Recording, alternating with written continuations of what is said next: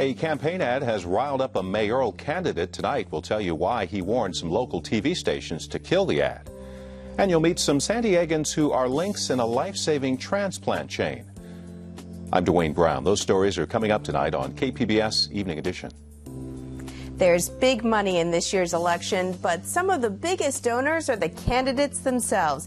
I'm Joanne Ferry, and we'll tell you who's got all the big bucks. KPBS Evening Edition starts now.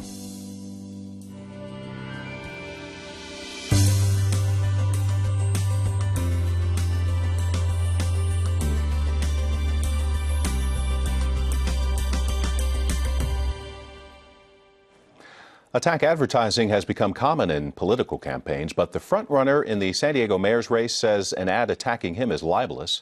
It claims Councilman DeMaio voted to deny benefits to widows and orphans of fallen police officers. Last year, he did vote against legislation to increase survivor benefits, but says the ad from the Police Officers Union misrepresents him. DeMaio wrote to local TV stations demanding they stop running it. We'll have more reaction to this controversy in a few minutes. A credit rating agency says Proposition A could cost San Diego millions of dollars in state funding. Prop A would outlaw rules requiring municipal projects to hire union workers, but state law bars California from funding local projects when labor agreements are banned. Fitch Ratings says San Diego got $194 million in state funds for projects in the last 2 years. San Diego's pension reform measure got harsh criticism from the firefighters union today. Union leaders say Prop B could lead to firefighters leaving the city in search of better pay and benefits. Right now, it's difficult for firefighters to leave the San Diego Fire Department and go to another fire department because they have pension security here, and they have good pension benefits, and they have good job security here. As we weaken those types of benefits, it makes it easier and easier for firefighters to leave. Prop B supporters say it will save the city close to $1 billion in coming years. We've got more about these propositions and all the issues on next week's ballot on our website. Just go to kpbs.org/election. State regulators have yet to decide whether San Diego utility customers will have to pay for uninsured wildfire costs. KPBS investigative reporter Amitha Sharma spoke to San Diego mayoral candidates to find out where they stand on the issue. She joins us now from the News Center. Amitha, this has been a contentious issue of whether customers or SDG&E shareholders should pay the tab for the 07 wildfire costs. What do the candidates have to say about this? Well, Dwayne, as you know, the four mayoral candidates have disagreed on a lot this campaign season, but on this question, they are almost in sync. Congressman Bob Filner, Assemblyman Nathan Fletcher, and Councilman Carl DeMaio say SDG&E shareholders, not customers, should cover the uninsured wildfire costs, which amount to hundreds of millions of dollars. The only one who slightly hedged was San Diego County District Attorney Bonnie Dumanis, who erroneously said this issue is in litigation, but that she would err on the side of the consumer. Of the four candidates, Dumanis has received the most in campaign contributions from employees from SDG&E and its parent company, Sempra. Congressman Filner received no money from them. And after the 07 fires, the city sued SDG&E for damages to city property and for firefighting costs. Where do things stand in that regard? That case is currently in mediation. I should say the city is also an interested party in SDG&E's attempt to charge customers for the wildfire costs, but City Attorney Jan Goldsmith won't say what the city's position is on that proposal. KPBS investigative reporter Amitha Sharma. City leaders in Carlsbad are disappointed over the approval of a new power plant along the ocean front. It would replace the aging Encina power plant. The State Energy Commission says a new plant is critical now because of troubles with the San Onofre plant just up the coast. The project needs to be approved by other state and local agencies, and there are still questions about who will pay to dismantle the old facility.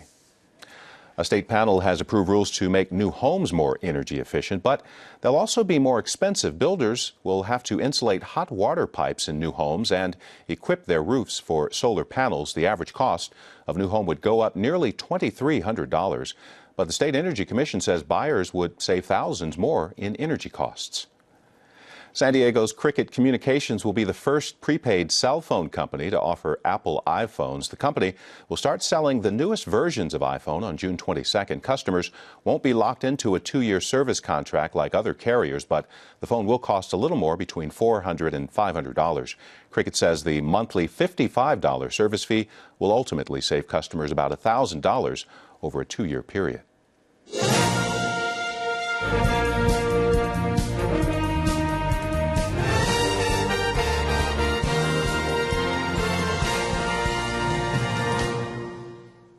A few minutes ago, we told you about controversy over a political ad opposing mayoral candidate Carl DeMaio. Joanne Farian has more on the story at the Roundtable. What began as a campaign ad has fast become a news story and the center of a potential legal battle. The television ad makes a serious claim against council member and mayoral candidate Carl DeMaio. In fact, DeMaio has even threatened legal action against stations that run the ad. Take a look now at what's at the center of the controversy. Carl DeMaio voted against health care benefits for widows and children of fallen officers. He put a cheap political stunt ahead of our welfare. Carl DeMaio does not deserve our city's highest office. And that was the voice of a widow of a San Diego police officer. Joining me to talk about this ad is KPBS Metro reporter Katie Orr. Thanks, Katie Orr, for being here. So there it is. Now, this is an ad that claims Carl DeMaio voted to deny health care benefits to the families of fallen officers. It was paid for by the San Diego Police Officers Association. So let's start now with the threat of legal action. What happened?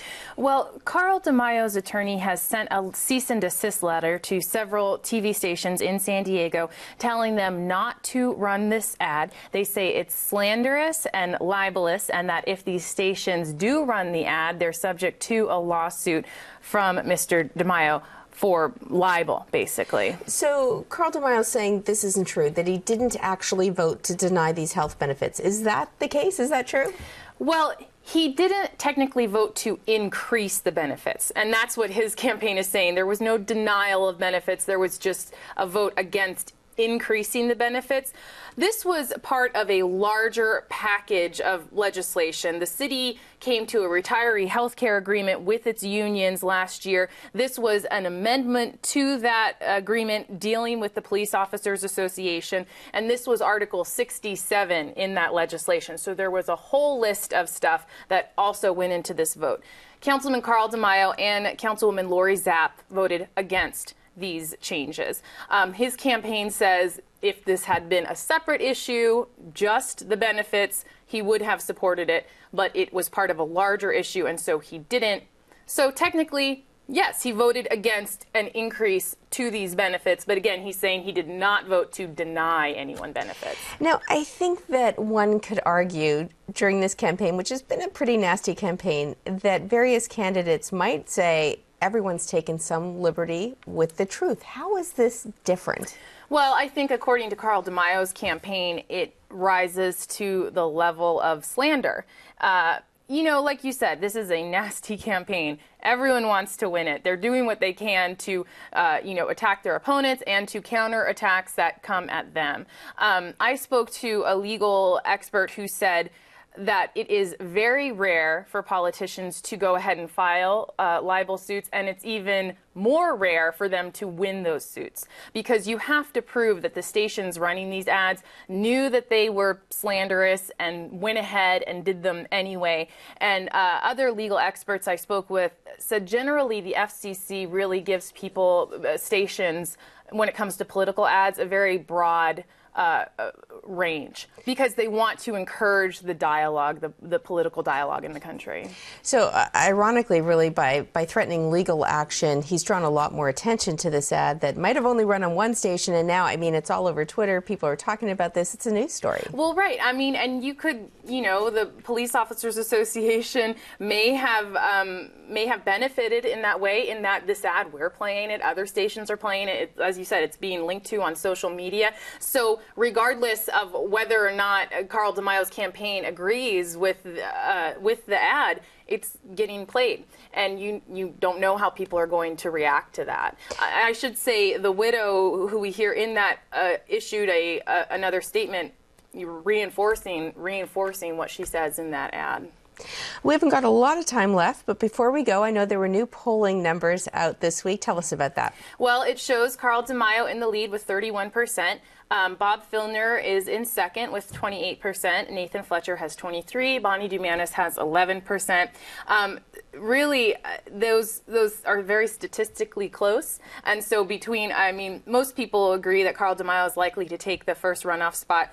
But it looks like it still is a very close race between Bob Filner and Nathan Fletcher for second. And Bonnie Dumanis' campaign maintains she's not out of it either. She keeps saying, she in her first race for district attorney, the polls had her down 20% and she went on to win. So she's telling that narrative as well. Well, we will find out June 5th. And of course, we will see you at Golden Hall. We can see you at 9 p.m. on KPBS television. And of course, we will hear you on the radio right up until midnight. Thanks, Katie Orr. Thank you. By the way, the Campaign Civility Project took a look at the political ad you just saw and gave it a C+ rating. The group found the ad to be true, but split on whether it was fair. They also disagreed on whether the ad was completely relevant to policy issues.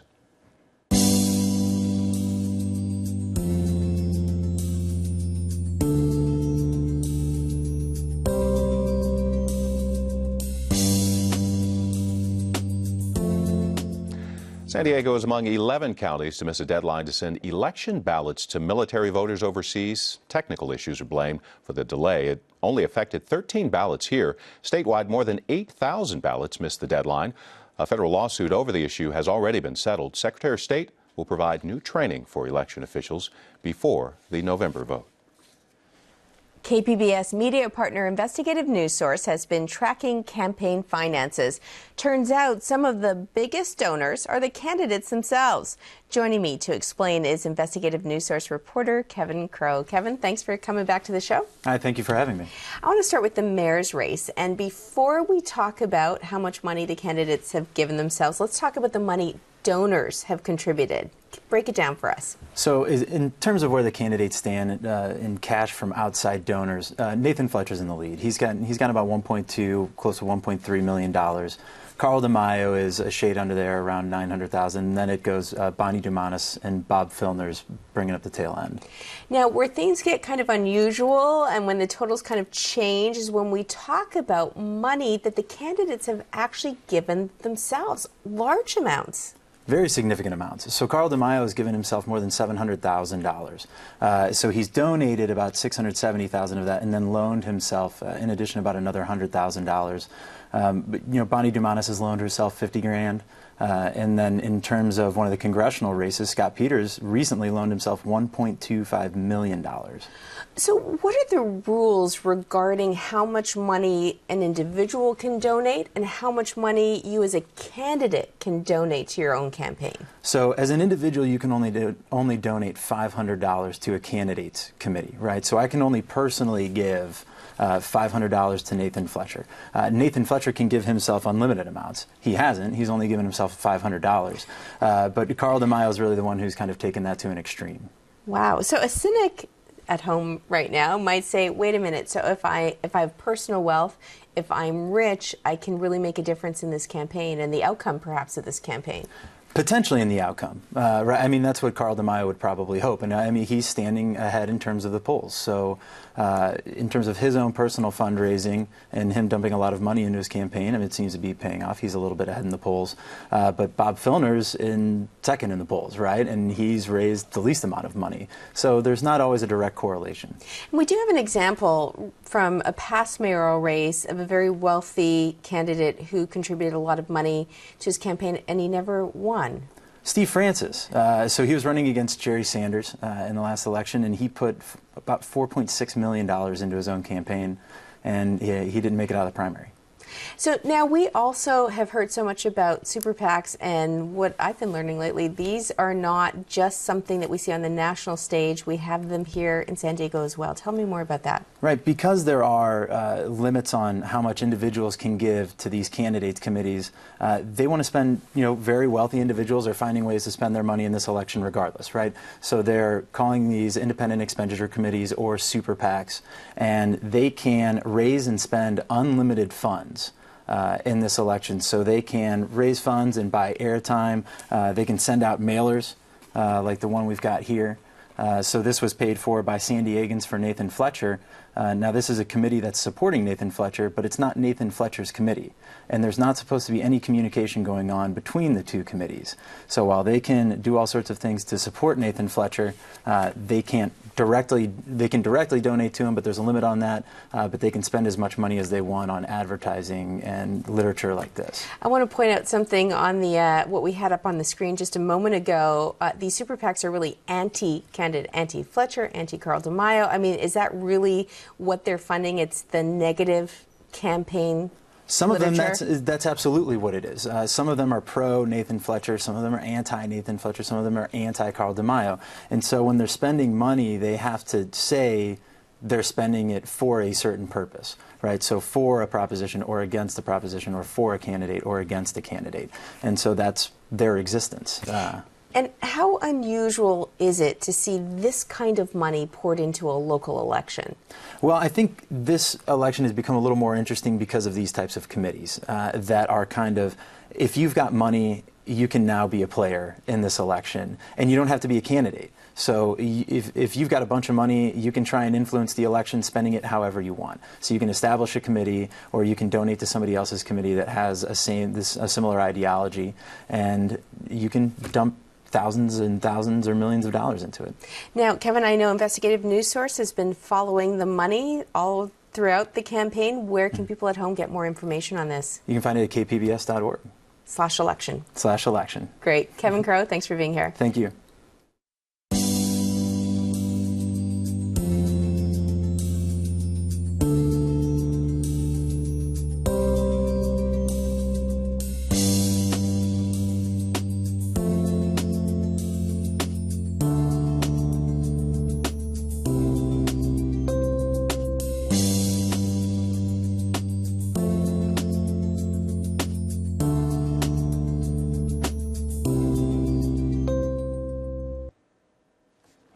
More than 92,000 patients are on a national waiting list for a kidney transplant. Only 1 out of 5 will get one this year. But a new era in transplants is underway, and it's reached San Diego. KPBS video journalist Nick McVicker has the story. I started dialysis April of 2010. Bernard Tatum suffered from chronic kidney disease, something he didn't always talk about with his co-workers at Mesa View Baptist Church. Janine Wiebe works with Tatum. I saw the scars on his arms, and I asked him what that was from, and he said that he had had kidney disease, and I was actually incredibly shocked. Dialysis for Tatum meant 8-hour sessions, 3 nights a week.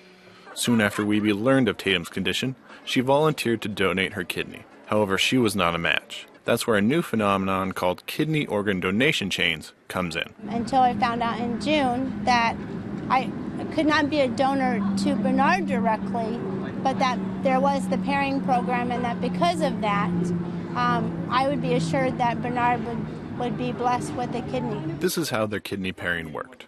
A 31-year-old woman gave her kidney to a patient in Greece, after his wife agreed to give one of her kidneys to a patient in Pennsylvania, then to Kentucky, and then to Tatum here in San Diego.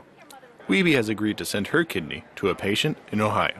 Prior to this, if someone had a kidney donor that was healthy and able to donate, but not specifically compatible with their friend or loved one, then the process just kind of came to a halt. Surgeon Randy Schaefer performed the transplant on Janine Wiebe. Just as Janine recently donated to someone in Ohio, soon that person's donor will give to someone in Georgia, and it'll spread to other states. And so long as the person receiving the kidney also has a donor, there's that opportunity to keep this chain going. KPBS video journalist Nick McVicker reporting. On average, kidney patients can wait up to 10 years for a donor on a traditional waiting list.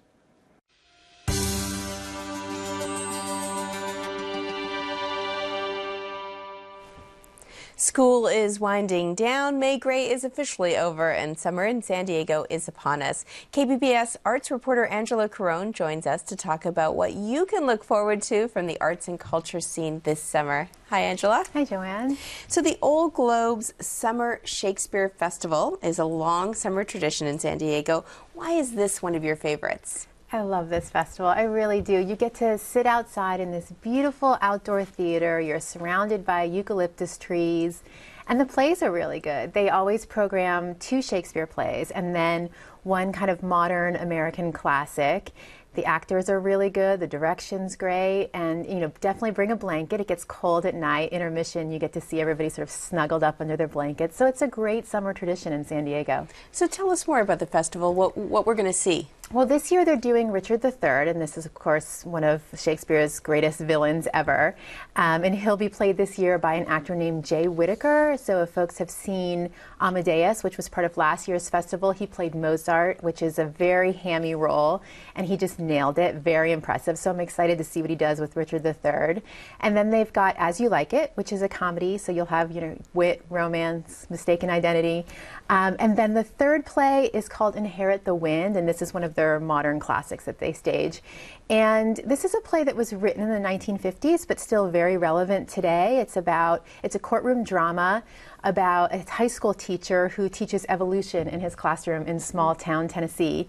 And the 2 opposing lawyers are really 2 very juicy, dramatic roles. And then there's a good role for a reporter as well. So all great programming. I want to move on to the San Diego Museum of Art, and they're hosting a summer-long event. It's called the Summer Salon Series. What's this all about? Well, this is the 3rd year that they've done it, and I'm so glad they've added this to their programming. Basically, the museum stays open every Friday night throughout the summer until 9 o'clock, and they bring in these, local and national contemporary artists who do performance work and installations. Sometimes they'll have poetry readings, they'll have bands perform. It's a real mix of stuff, and the 2 guys that curate it, Alexander Jarman and David White, really smart guys, and they know their art, and they bring in good artists who do provocative work. So give us some examples of what some of the artists are doing. Sure, I'll give you a couple. This year they're bringing in this artist from Portland who does this hour-long performance of a sermon by Jimmy Swaggart, the preacher Jimmy Swaggart. Mm-hmm. So he does it in character, and it's this old 1970s sermon, and it's supposed to be amazing. They're bringing in the Yes Men this year, who are 2 famous artists who do these kinds of elaborate pranks, what they call culture jamming. They do these elaborate pranks. I'll give you an example. In 2008, they created a fake New York Times newspaper that had the headline, "Iraq War is over." I saw it, yes. Yeah, and they handed it out all over New York City. So they do this kind of thing. They're coming. And then there'll be local artists as well who will be there every Friday showing their work. So it's something you don't really know what you're going to get, and it's also great because it engenders a lot of conversation. So if you go there after work instead of happy hour, and you can have a glass of wine there and see the work and talk to folks about art. It's really a great program for the summer. Now, I know you've got music on your list as well. What do you want to hear this summer?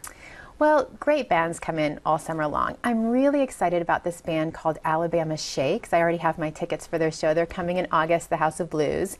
And they're not that well known yet, kind of up and coming. They have 1 album out. But they're getting a lot of attention and critical praise, especially for the voice of their lead singer, Brittany Howard. She's got this very rich, stunning voice. She's being compared to some real heavy hitters like Otis Redding and Janis Joplin. Wow. We actually have some of their video for their song Hold On, so viewers can get a sense of what her voice sounds like. I got so much I wanna do. I ain't got much time, so must be somebody overboard. So you come on, baby girl. Wow, so that's when? When are you going to see them? They're coming in August to the House of Blues. And now you are also excited about something else on your list, more music, the Symphony's Summer Pops concerts with Roberta Flack. Roberta Flack. How can you not be excited about Roberta Flack? I grew up listening to her. My mother loved her. Killing Me Softly, First Time I Ever Saw Your Face, all the hits. She'll sing those. And what's great is she'll be here for 2 nights as part of the Symphony Summer Pop series, which, again, happens outside. So you're on the Embarcadero Summer Concert Series, Under the Stars, Roberta Flack. I mean, it's going to be fantastic. And she has a new album out of Beatles covers, which I've listened to and really like. So I'm sure she'll sing some of that as well. So again, another great San Diego summer tradition, this concert outdoors under the stars. Well, it sounds like you're going to have a great summer. Thank you so much, Angela Carone. Thanks.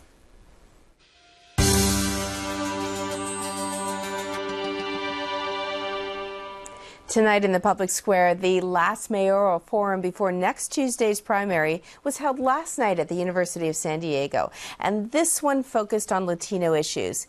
Candidates were asked about the achievement gap in San Diego schools, diversity at City Hall, and border and immigration issues. 3 of the 4 candidates, the top candidates, were on stage, while Congressman Bob Filner took part by phone from Washington, D.C. The event was hosted by the La Raza Lawyers Association of San Diego, and I had the pleasure of co-moderating with Elsa Sevilla, host of KPBS's Historical Places. You can hear KPBS reporter Adrian Florido's analysis of the debate at kpbs.org. Well, if you were at the debate last night and you want to share your thoughts, you can do so by liking us on Facebook or following us on Twitter. And of course, you can always send me an email directly, jfarian@kpbs.org. Finally tonight, congratulations to a super speller from Francis Parker Middle School. Guetepen,